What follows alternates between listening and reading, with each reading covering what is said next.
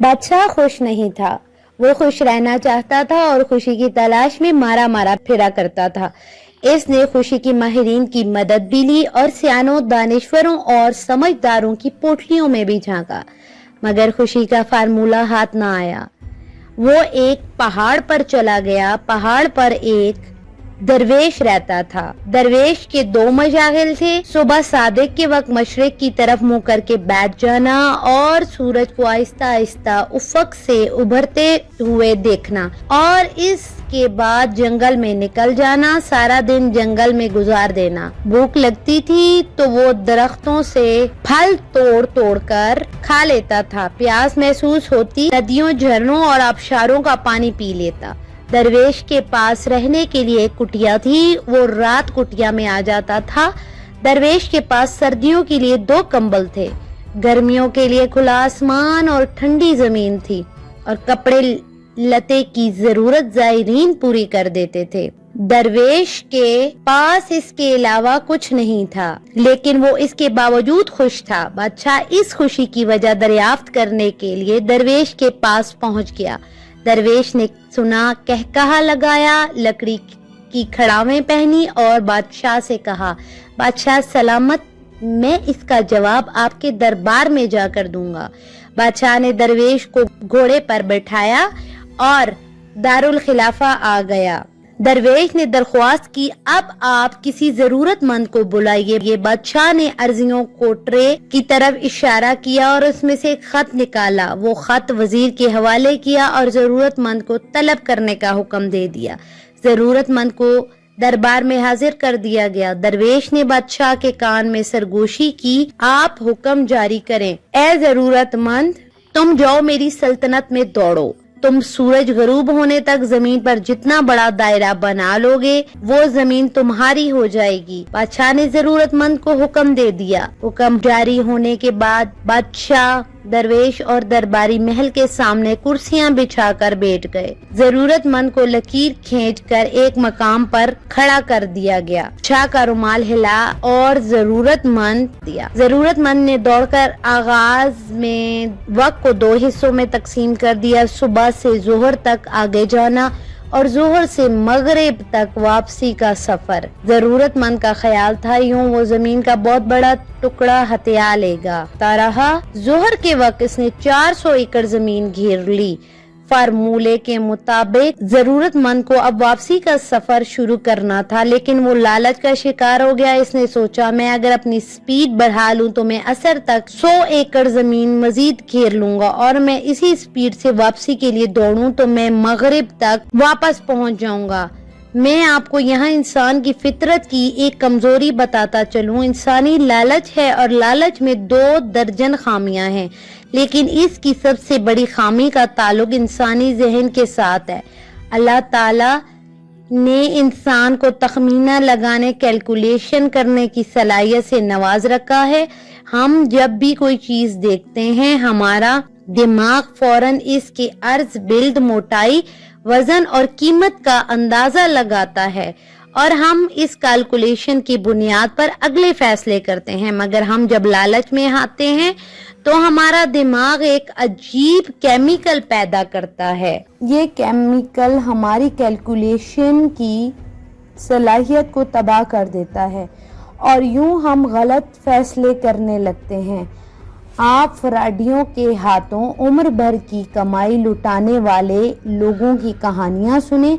आप कहानी सुनने के फौरन बाद कहेंगे, तुम पढ़े लिखे समझदार इंसान हो, तुम ये अंदाजा नहीं लगा सके लोहा कभी सोना नहीं बन सकता, या जो शख्स टैक्सी पर तुम्हारे पास आया था वो तुम्हें 5 करोड़ की जमीन 2.5 करोड़ में कैसे दे सकता है, या जो दुकान मार्केट में करोड़ रुपए की है वो 10 लाख रुपए में कैसे मिल सकती है, और मिठाई से शुगर का इलाज कैसे हो सकता है, और इतनी खूबसूरत लड़की अमेरिका से पाकिस्तान आकर तुम जैसे मैट्रिक फेल लड़के से क्यों शादी करेगी, वगैरह वगैरह।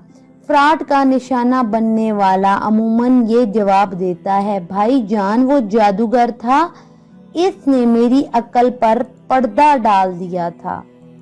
फ्रॉड یا جادوگر نہیں تھا، جادوگر لالچ تھا، اور لالچ سے پیدا ہونے والا وہ کیمیکل جو تھا انسان کی عقل سلب کر لیتا ہے اور یوں اچھا بھلا سمجھدار شخص ماموں بن جاتا ہے۔ میں واپس زمین گھیرنے والے شخص کی طرف آتا ہوں۔ لالچ نے اس کی عقل بھی سلب کر لی، اس کی کیلکولیشن بھی غلط ہو گئی اور وہ مزید زمین کی لالچ میں اثر تک بھاگتا رہا۔ سورج نے جب تیزی سے واپسی کا سفر شروع کیا تو اس شخص کو اپنی غلطی کا احساس ہوا۔ وہ پلٹا اور واپسی کے لیے دوڑ لگا دی، لیکن دیر ہو چکی تھی۔ اب وہ مغرب سے قبل واپس نہیں پہنچ سکتا تھا۔ اس کے پاس اس وقت دو آپشن تھے۔ وہ اپنی ہار مان لیتا، دوڑنا بند کر دیتا اور چپ چاپ گھر واپس چلا جاتا۔ میں آپ کو یہاں انسان کی ایک اور خامی بھی بتاتا چلوں۔ کامیابی میں سر توڑ محنت ہمیشہ تیسرے نمبر پر آتی ہے۔ پہلا نمبر پلاننگ اور دوسرا نمبر صلاحیت کو حاصل ہوتا ہے۔ آپ کی منصوبہ بندی غلط ہے۔ آپ پہاڑ پر کھجور لگانا چاہتے ہیں یا صحرا میں چاول اگانا چاہتے ہیں تو خواہ کتنی۔ دوسرا، آپ میں اگر صلاحیت نہیں، آپ نے اگر باقاعدہ ٹریننگ حاصل نہیں کی، آپ نے اگر ٹاسک کے لیے تیاری نہیں کی تو بھی آپ خواہ کتنی ہی سر توڑ محنت کر لیں، آپ کامیاب نہیں ہو سکیں گے۔ زمین گھیرنے والا بھی منصوبہ بندی اور صلاحیت دونوں سے عاری تھا، چنانچہ اس نے دوسرا فیصلہ بھی غلط کیا۔ اس نے سر توڑ کوشش کی، ٹھان لی، بھاگنے کی سپیڈ بڑھا دی اور وہ بری طرح تھکاوٹ کا شکار تھا، لیکن وہ اس کے باوجود دیوانہ وار دوڑ رہا تھا۔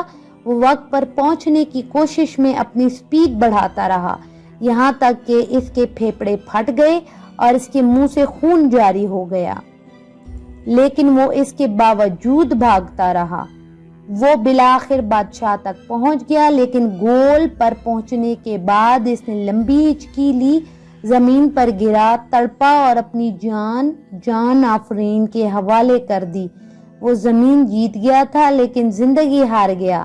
درویش اپنی جگہ سے اٹھا، زمین پر گرے شخص کے قریب آیا، ہاتھ سے اس کی کھلی آنکھیں بند کی، بادشاہ کو قریب بلایا اور اس بد نصیب شخص کی لاش دکھا کر بولا، بادشاہ سلامت، ہرس کے بیوپاری کبھی خوش نہیں رہ سکتے۔ یہ شخص مجھ سے بہتر زندگی گزار رہا تھا۔ میرے پاس کپڑوں کا ایک جوڑا، لکڑی کے جوتے، 2 کمبل اور ایک پیالے کے سوا کچھ نہیں۔ میں پہاڑ پر رہتا ہوں، پھل کھاتا ہوں اور ندیوں کا پانی پیتا ہوں، لیکن خوش ہوں کیونکہ میں لالچ نہیں کرتا۔ جبکہ آپ میرے مقابلے میں اس شخص کے اثاثے دیکھیں، یہ شخص مجھ سے 1000 درجے بہتر ہوگا۔ اس کے پاس مکان بھی ہوگا، بیوی بچے بھی، کپڑے بھی، سواری بھی، لیکن دال اناج بھی اور زمین جائیداد بھی، لیکن یہ اس کے باوجود زمین پر گر کر مر گیا۔ کیوں؟ کیونکہ یہ اپنے اندر کے لالچی انسان کو قابو میں نہ رکھ سکا۔ یہ دیوانہ وار خواہشوں کے پیچھے بھاگتا رہا۔ یہ کبھی کسی کو درخواست دے دیتا اور کبھی آپ کو عرضی بھجوا دیتا۔ قسمت نے یاوری کی، اس کی لاٹری نکل آئی۔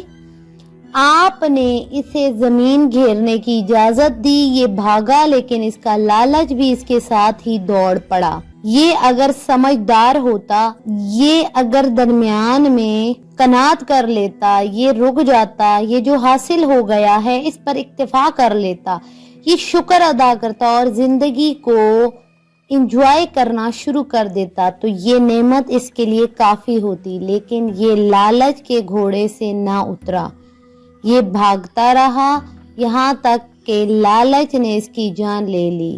درویش نے لمبی سانس لی اور بولا، بادشاہ سلامت، ہرس اور خوشی دونوں سوتنے ہیں، یہ اکٹھی نہیں رہ۔ اگر خوش رہنا چاہتے ہیں تو آپ کو لالچ کو طلاق دینا ہوگی، خوشی خود بخود آپ کے گھر میں بس جائے گی۔ لیکن اگر آپ یہ لالچ کے گھوڑے پر بیٹھ کر خوشی کی تلاش میں سرپٹ بھاگتے رہے تو آپ کا انجام بھی اس شخص جیسا ہوگا، آپ بھی عبرت کا رزق بن جائیں گے۔